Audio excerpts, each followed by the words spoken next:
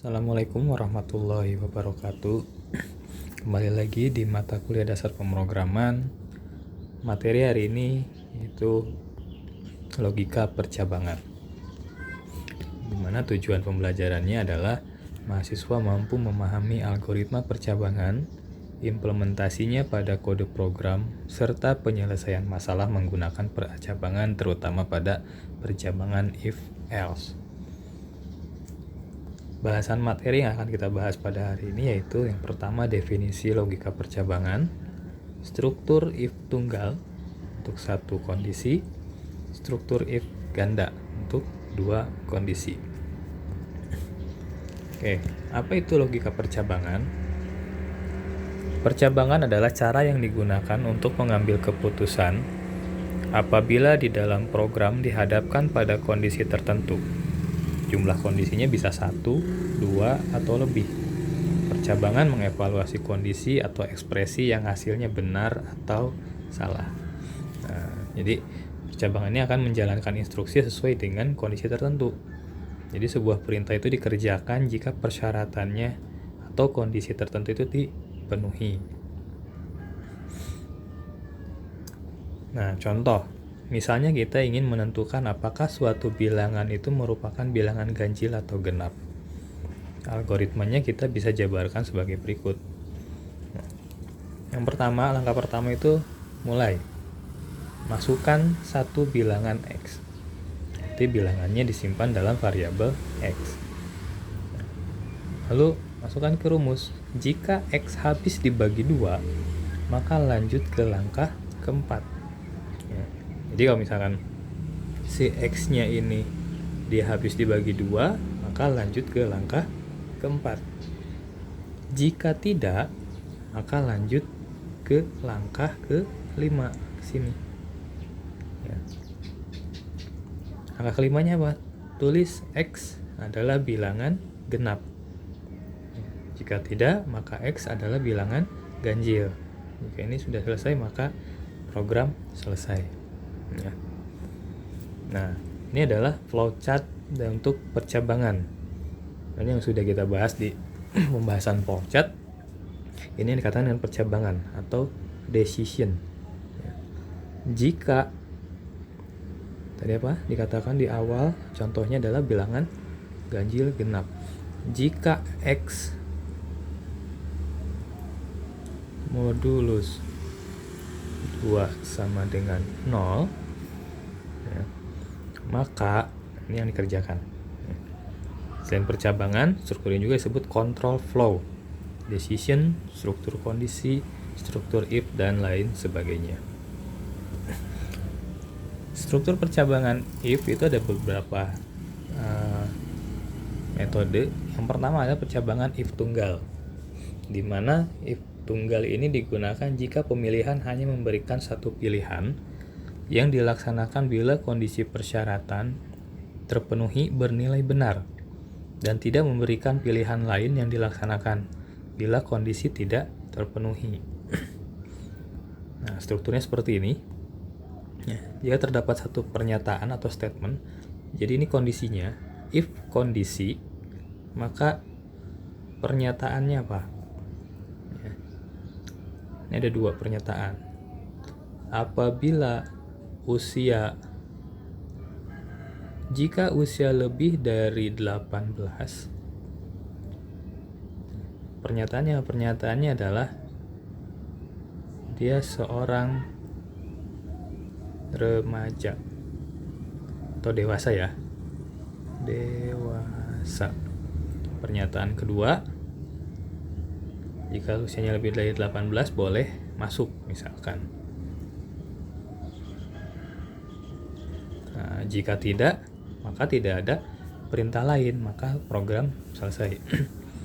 Nah, yang kedua ada satu statement dapat ditulis seperti ini. If kondisi langsung statementnya.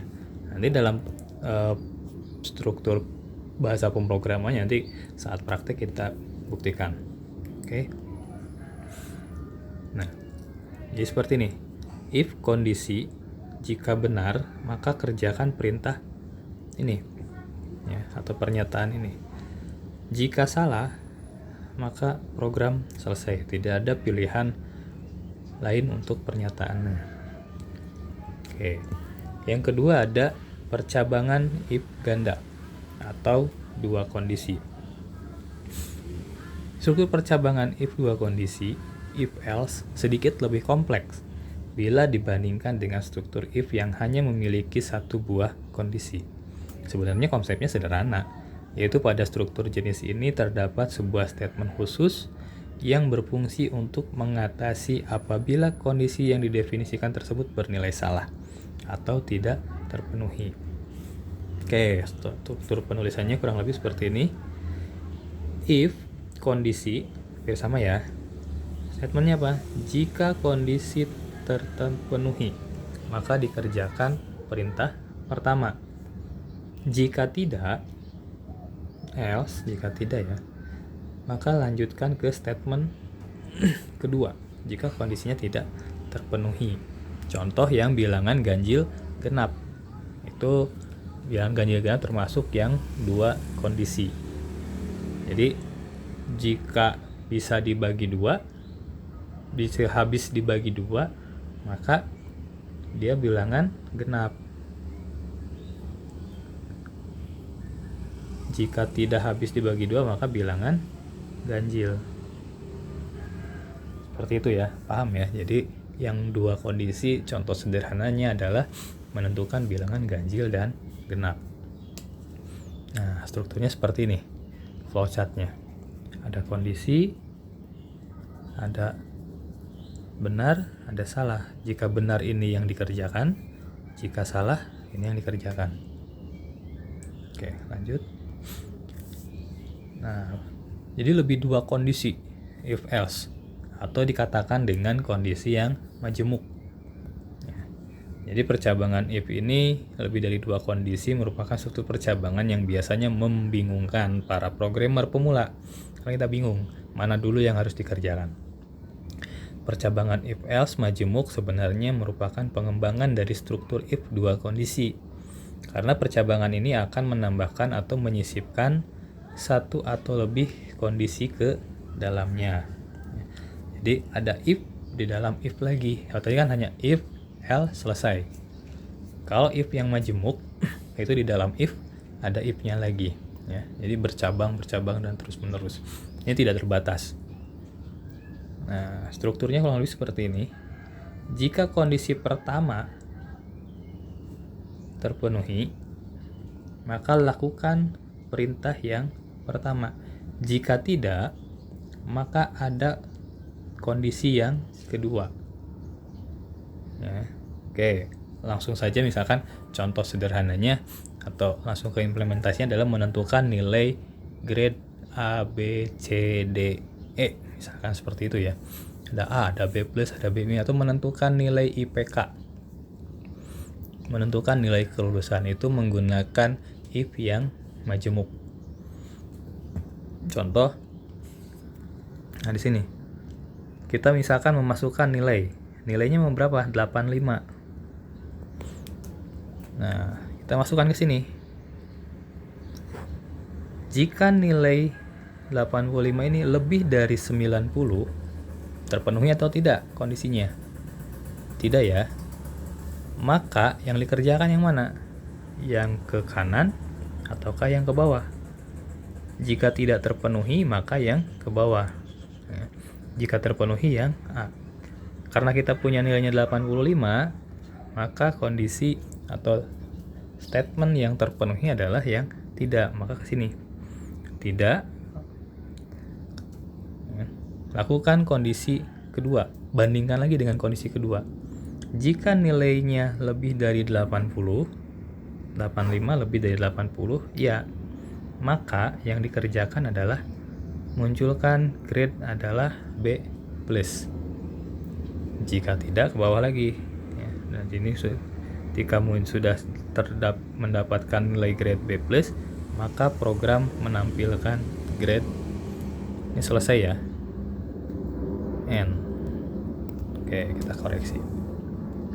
Itu untuk kondisi yang lebih dari dua kondisi atau majemuk. Jadi teman-teman bisa membandingkan nilainya, apabila nilainya 100 ya di sini selesai.